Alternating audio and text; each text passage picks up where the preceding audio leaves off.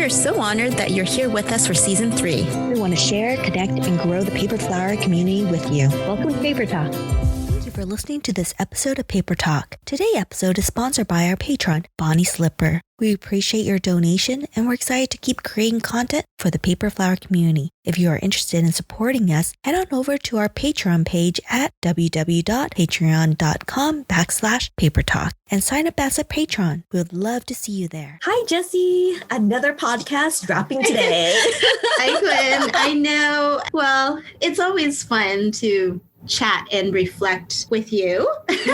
Yes. You're kind of my soundboard when I have any doubts or when something's troubling me or whatever it might be. It's a great way to kind of talk to someone and truly understand how I'm feeling about things. Exactly. But which is a great segue, actually, to talk about what we are going to talk about today. I also want to say you're an amazing soundboard. You guys need to find your other paper flower soulmate out there, because having this other person that can hear your problems and understand and relate makes such a huge difference in how you go about making your flowers, making decisions that's related to your paper flower business. And it's been really eye-opening just to hear from her perspective and trying to reflect it on how I can navigate through my own problems and situation. It's so relieving. It's like be able to like moan and groan and vent. I think that's the really important part, and have her like understand it, you guys. I hope everyone has a partner like this.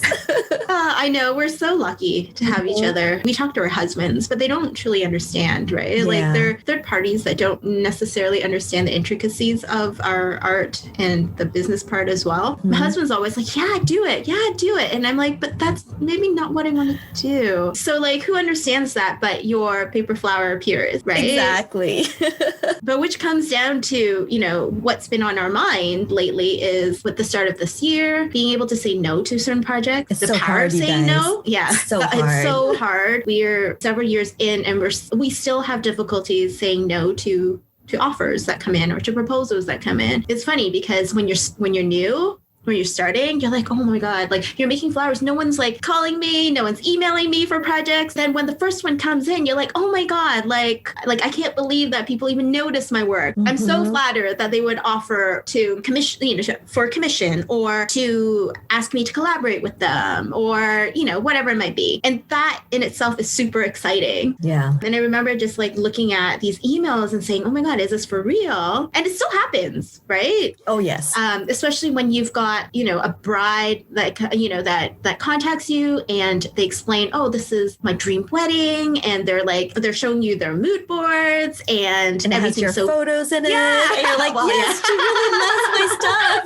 But it's like beautiful. And you're like, oh my God, this is like my perfect client. I really need to like get a hold on her. And then there's other clients, like big name clients, you know, with big brand that you've always looked up to, or maybe not, but very big brands. They've got a lot of weight in this world and could be amazing exposure, and just them asking you over, you know, other paper floors maybe to collaborate with them on a window display or on some sort of project for their clients. I mean, that's amazing too. But at some point, once you know, maybe committed a bit or responded, how do you know when it's not for you? Because as amazingly, you know, gorgeous as these images are, maybe the style isn't your style. You know, what your client wants, what your bride wants, or maybe your client wants you to produce like 100 flowers and you're like, I'm not sure I'm really like production work, but it's, you know, this big name, it's this like big fashion designer. So yeah, how do you go about navigating that and trying to understanding when to say no, or is this like a great opportunity? Quinn, what are your thoughts? My thoughts is understanding your branding is really important. Knowing what kind of clients that you want to attract, what kind of projects that you do want to do. I think that is really important. I mean, definitely at the beginning of your journey, you're going to accept any project that comes along because you need that income to build and get your portfolio going. The really important thing is you need to try all at the beginning of your journey. But once you start clicking with certain clients and clicking with certain bouquets or flowers or project and it brings you joy, you need to bring that into your life even more and start doing less of the things that doesn't make you happy. Because really, we're so lucky and fortunate in our job that we create paper flowers and we love what we do. I mean, you talk to any paper florist, you know, and they talk about paper flowers, their eyes light up, their hearts light up. You can hear it in their voice. You can see it in their eyes, and they get really animated and very happy. I think that's really important. I mean, one of the reasons why we go through this route is because we do have that enamored love with paper flowers, and that we need to be able to spark that joy every single time, because you don't want to diminish that spark. You know, you want to be able to continue on and do what you love. I mean, look at us. We've been doing this for over 6 years now. And you know what? I still find joy. And I think it's because both of us have curated our projects to be able to find the projects that we really love. We love talking to our clients. We love making the paper flowers. Maybe it might be tedious, but you know what? Sometimes I personally like it. I love huge production works, and I love doing hundreds of pieces over and over. I find joy in that. Jessie, on the other hand, she really loves those one-of-a-kind, beautiful pieces. And the thing is, she evolves, and her flowers looks different from year to year because she's constantly educating herself, spinning it and saying, oh, I can improve this. I can improve that. I also do the same, but it's different because when you're doing mass production, you guys, there's no room to improve because you have to balance how fast you can do it, the materials, and you have to make it economical. Because when you're doing large projects, the people on the other end, they might not be able to pay for that beautiful one single piece, multiply that by 100. There's no possible way that they can afford it. So you have to not dumb it down, but make it more simplified. So it's more economical for you to make, but also the end result looks amazing and beautiful. So those are the balance that you have to think about and weigh through as you create these projects. And you have to think about, am I continuing in the crepe paper? Do I need to add other mixed medium? Do I do watercolor paper? Do I do cardstock? I think those are important factors to configure on how do you say no to these projects, because you might, come across these really amazing clients that says, I really love cardstock, but what do? You're doing crepe paper. And then you're like, oh, okay, let me try because is that from personal experience? Yes, personal experience. I'm totally speaking that. And the thing is, I don't mind mixing things up, but it's hard when my certain style is a certain way and they want something else. I can really, really try. But if I'm not doing it on a regular basis and I don't have time to make it happen, it's going to be hard to win that client over and also to win you over, because you need to have that spark, that joy to make paper flowers, to make it look amazing. And you want to continue on. You don't want to look back at your previous project and say, oh my God, why did I accept that job when it doesn't even fit my brand? I can't even post anywhere because I don't want to accept more jobs like that. I think that's a great indicator too. It's like when you think, okay, after I finish this project and I take pictures of it, am I proud enough to post it and share it with people? Yep. I think that's a great indicator. Does it look like my flowers when I put it in my feed? Does it look like it's mine? Does it fit? Yeah. I'm not saying that because it doesn't look like it fits, you shouldn't do it. That's not it. But I think it is a factor to consider because it's one of the things that kind of may lead you astray, or maybe not. Maybe it's you would do it and you love it. Who knows? But I think inside you kind of have an idea when somebody proposes something and you're like, ooh, I'm not sure that's really me. And then you kind of forge on and then you continue doing it. And you kind of got to stick with it at some point. You can't say no anymore. Exactly. And you just deal with it. You end up dealing with it and treating it as a lesson that, okay, if there's any other clients that approach me to do this type of work that's similar, at that point, I know that, okay, maybe it's not for me. Maybe it's easier. It might be easier at that point to say no right away. In the past, I had a lot of event coordinators approach me for a lot of production work for, these big galas and stuff. And I knew right off the bat it wasn't for me. One, because they wanted everything to look the same. And so I kind of knew it wasn't really interesting to me. That said, one of the projects was supposed to be a really big one in Montreal. And anything that's more local, I'm so interested just because it's local, right? Yeah, exactly. And I remember them sending me the image of somebody, I don't know who did it, but somebody made a template of it. And I was like, oh no, I can't, that's just not something I can do because it's really not my style. One, it's cardstock and it was sprayed or something like that. And then they wanted 400 of them within a certain period of time. And this was earlier on in my journey though. So it wasn't I had an idea of where I wanted to go, but I was still kind of open to other possibilities because you don't know what you don't know, right? Yeah, exactly. And then I ended up passing that off to one of our paper flower friends, one of our peers, because she knew exactly what to do when I told her. And I was like, you know what? Yeah. So I ended up just just referring that project to her because I thought, like, one, it would take me more time to figure out how to do this, and two, figure out how to do this, like mass produce it by myself. And it just didn't seem like if I moved forward, it would be the type of exposure that would suit my brand or suit the type of work I wanted to do. But it took a little bit of time because I did talk to the event coordinator. We did go through a little bit of it before I could tell her, okay, no, it's not me. It was like where it was still acceptable for me to be like, wait, hold up. We're not there yet. I think that's a good question. So I want to put it out to our listeners is think about how far can you go along talking back and forth before you can actually say, no, it's not a good fit. Where along the process, even after you got, well, if you signed a contract, different story, but that's totally different. Yep, you got to make it happen. But like in the discovery phase, so to speak, right? That's hard too, because a lot of like the commercial ones, they're like the deadlines are so short. So short. Reach out to you a month out, but like just the discovery phase is like 2 weeks, and I want you to send samples and stuff too. Yes, exactly. Make sure you get, if you can, make sure you get paid for it. Yep. I know a lot of them won't pay you, and that's up to you to decide whether or not you want to do it. But there are ones that will pay you for samples. Yes. But like the time frame is so short that you're kind of like, you feel a little bit of pressure.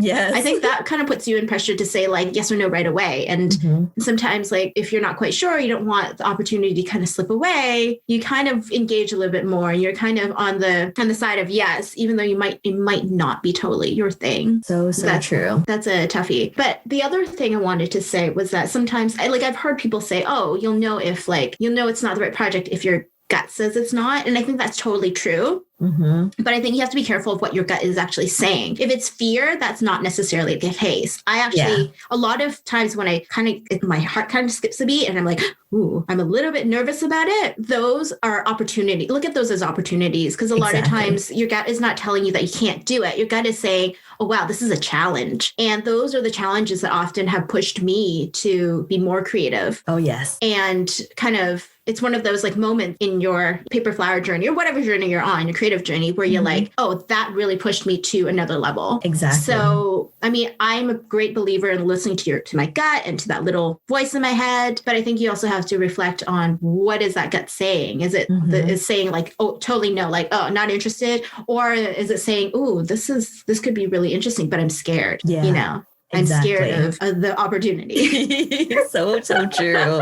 Yeah, because you never know. I mean, you get these projects and you're like, my God, I never made this before. But you feel that challenge that rises up and you're like, oh, you know what? I think I got it. And you try and you experiment. And maybe your experimentation takes a little bit longer, but in your gut, you know this is the right path. Go for it, you guys. Yeah. And honestly, there's also like people who approach you who are a little bit shady, where you're like, ooh, like you're not quite sure exactly where they're at in terms of timeline or what they pay you. There are some people who are amazing at just like laying it out. They're like, don't worry, you're going to be compensated and, you know, whatever the timeline is and blah, blah, blah. And like, those are like amazing clients. But then some clients are a bit shady. So you kind of have to use your gut to kind of figure that out and be like, ooh, don't be afraid to ask questions. I think the more questions that you are prepared to ask them, they'll know right off the bat that they're dealing with a professional. But the thing is, you won't know these questions until you start getting these jobs. And then you start just like, oh, these are the questions that I need to ask. Those are the ones that you need to be keeping notes on and keeping a journal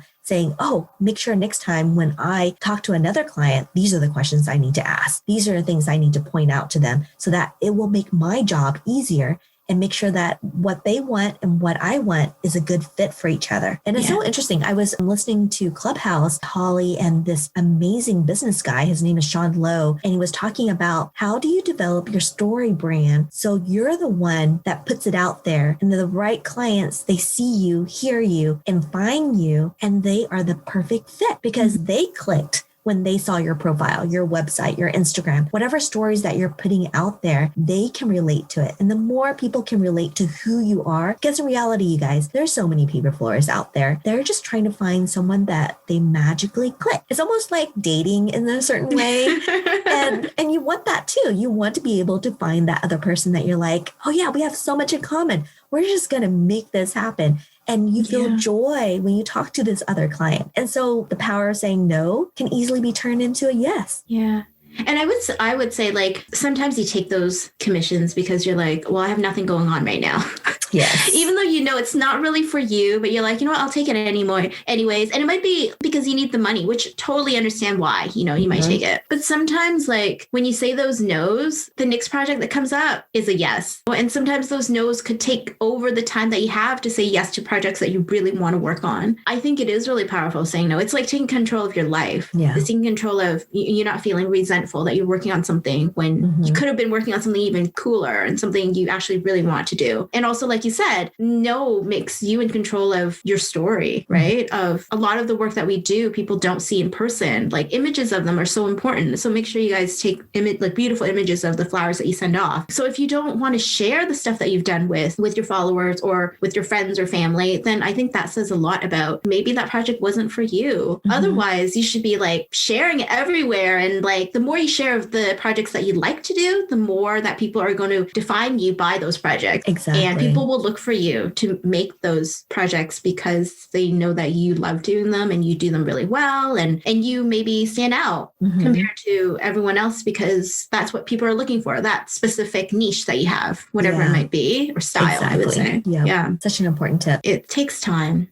It and really I still, does. I still struggle with it. And my husband, like I said, with my husband still gets like all like, whoa, by whoever the client is sometimes. But then like, you have to sit on it and you just really think about it. Like, does this work for me? Yeah, it's amazing that it's going to be there, but is it really meaningful to myself as an artist creating it? Is that what I want to do? And what you want to do is going to be different from someone else. And if you know somebody who wants to do that, but do whatever that commission is, but you don't want to, like, go ahead and reach out to them and ask them, be like, hey, are you up for this? Which I've done in the past. And I get a little more insight into what my peers is doing, but also you become friends with these people that you refer work to. It's just nice. On the other end, also think about the client. If you're able to match them with the right person, they're going to remember you for that other project because they reached out to you in the first place because they were attracted by what you were doing. And so they'll keep you in mind for future projects. If your relationship with them is mutual and good standing, I think that's so important in creating these relationships. Even though projects doesn't work, you never know what else will come down the pipeline in the future. Yeah, so true. Especially if now that they know you better. They know that, oh, maybe this type of work isn't what you like to do. And you talk to them about what you do like to do. And so, you're absolutely right. Like the next time they have a project in mind that's similar to what you've talked to them about that you want to do, you'll be on the top of the list for them to reach out. Yeah. And then you never know where the opportunity goes. Exactly. Yeah, you guys, let us know some of the opportunities that you've came across that you said no to. It will be so interesting to hear your journey. How did you guys know it should be a no? I think... I know it's tough. Okay, Actually, on this one particular project, my husband says, are you sure you want to do this? It doesn't look like your flowers. And that was a huge flag for me. I was like, you're right. And it just realized when he said that, it was like, oh yeah. And it just really made me stop. It's like, I know I'm not going to share this in my feed because it's not the style that I want to progress toward. So yeah, that was a huge flag for me. How about you? What was your moment that you knew like your gut said no? Usually when I'm on the phone with them and we have a talk, I do like for big projects like this, I do like talking to somebody on the phone because you get a sense of, it's easier, first of all, talking back and forth, but you also get a sense of that person too. And whether or not, you're on the same wavelength in terms of your art. I'm very protective of my art. So, but you know that because I'm a 5, right? So Enneagrams, you guys. Enneagrams here, which we'll talk about in another podcast. It's really interesting. Yes. I get very protective of my work. So when I talk to someone and I sense that they don't know my work, they don't really know it, they don't really know the value of it, it is hard for me to work with them because once you've worked with people who do know the value of your work, you know what's out there. Like, you know the type of collaborations that are out there that are possible, that are amazing. So the ones where I feel maybe this isn't me is, well, one, when they're asking me to do production work, because then they know, like, they clearly don't know what I do. But it's hard sometimes when it's like a project that kind of pulls you and that's like all inclusive, where they have a vision and you're attracted to the vision that they have. It can be really hard. With the recent project that I was in August, I felt terrible actually saying no after we had talked about it, after I had actually, canvassed with some of our other local artists to work together on this project. It was for a big company. It was going to be in their headquarters. We were going to have another artist involved as well to kind of put everything together. And this is the project that my husband was like, yeah, you have to. Like they're a huge company, But then after, I had some issues with my son getting Yes, being I in the remember ER. that. Yes. So in the summer he was in the ER for I think 4 times. He was four times in 6 weeks. He went to the ER because we were trying new foods. It was so scary. The last 2 times was so scary. The last 2 times we gave him an EpiPen. The last time that we were in the hospital, I stayed overnight with him because they wanted to monitor him. And during that night, I was like, I can't do this. I have to tell them that I'm not available. My family has to come first. My son has to come first. Yeah. And I can't wait on them, because it's when you work with a big company, they hire, a project team, and then it takes time. Things take time to process, and everything was organized. It was amazing, but it was still taking them time to organize. So I was like, you know what? We're not at the point where we've committed fully. I've had a talk with them. We've already canvassed other artists, but we were still waiting to hear back from the artist that was putting everything together. I think it's okay at this point to tell them, look, I can't do this. It's enough time for them to find someone else if they really wanted to do it. And no contract had been signed yet. So that's the most important part, it was at a point. Yeah. It was at a point though where it was okay, we're practically there. We just need to confirm that it works with paper, and then we're going. But yeah, luckily it wasn't. And luckily it was at that point where I was I need to prioritize other things in my life other than just having this exposure with this big company. Can we go back to contracts real quick? Yeah. So let's say I know a lot of wedding professionals do this, where if something happens to them, they have it in their contract, they have the right to find a replacement of equal quality and have them finish the job without the say of the original contractor, per se. Is that something you would recommend for you to put in the contract just in case something like that comes along? Because you never know. You might get really sick. You might have family emergency and you're not able to finish it, but you don't want to break the contract because you already signed it and you already got paid for it, or in the process of getting paid for it. Yeah. Is that something you would recommend? I think that is a really great idea. Some sort of out clause.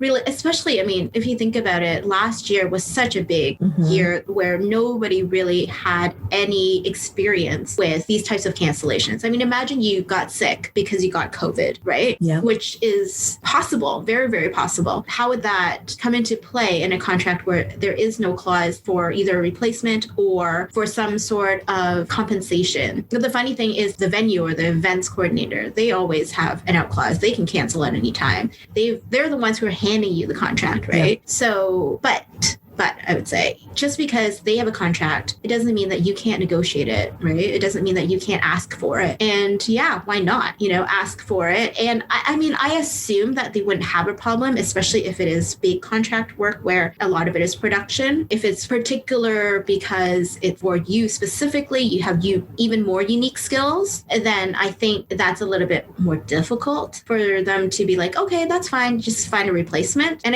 but unfortunately, I think that's the risk in our business, which is why you might have some sort of business insurance, and business insurance comes in different forms. So one of them is liability insurance, which may cover any kind of what they do. Essentially, liability insurance is if somebody sues you, then your insurance company can hire a lawyer. Either they have a lawyer or you can hire a lawyer. I'm pretty sure they will have a lawyer. They won't just have you hire anyone, but they'll have a lawyer to represent you in court. And your liability insurance may have a certain amount that could be paid out in damages if you are found to be responsible for the breaching contract. So for you, let's say, not finishing the work. Yeah. So that is helpful. I would recommend it if you're doing a work that is of great value. So where you're getting paid a lot, where you know that you can't pay out of pocket. So for example, let's say you're doing a bouquet or something and you aren't able to deliver. Obviously, the damages would be the bouquet. But what about the wedding itself, right? Yes. It's connected. So the bride could sue you technically for you not just for the breach of contract of not providing her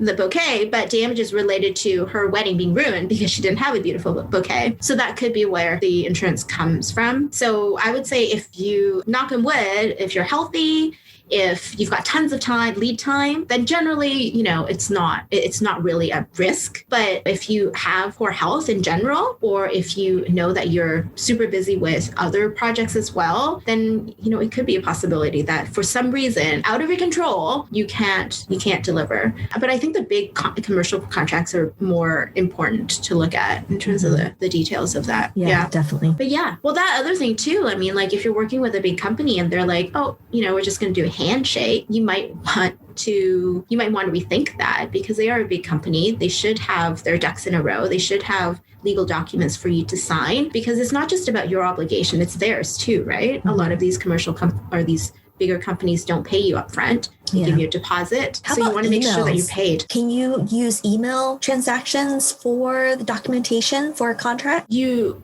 can, yes. But in order for that to be used, it would be used as evidence in court, or maybe evidence in, let's say, negotiation. But negotiation, usually you would have a lawyer involved. So, I mean, if anything bad, quote unquote bad, was to happen, you can use it as evidence. It's just unfortunate because it just shows intention. But if you have a contract that actually clearly states and stipulates your obligations and their obligations, and there's a clear violation of one of them, then it's a lot easier to argue that, look, you've breached the contract. When there's no contract, it's a little bit harder. Yeah. There is contractual law doesn't need to be on a piece of paper necessarily. And obviously, if you've done something and you haven't gotten paid, but there's an agreement to be paid, there's a breach there. But it's more complicated, right? Yeah. That's the only thing. Yeah. And invoices are not contracts either. So, which is another reason why you should get paid first upfront. I'm so grateful that you're a co-host for this podcast. I feel like I'm getting free legal advice. Information. Well, it's broad. Sorry. It's broad in terms of contractual law. And, I'm sure every state is different. They've got something a little bit different. But I mean, generally, the overall idea in common law is, if there's consideration, so if something's given for something else, then it's a contract, and it can be, it could be evidence, whatever's in writing. Yeah. Boy, this podcast went serious, you guys. I know. We weren't talking about that before. Right? We were just talking about how to say no. If like somebody is like a little bit, you're not quite sure about them and they're not willing to commit to anything in writing, then probably no.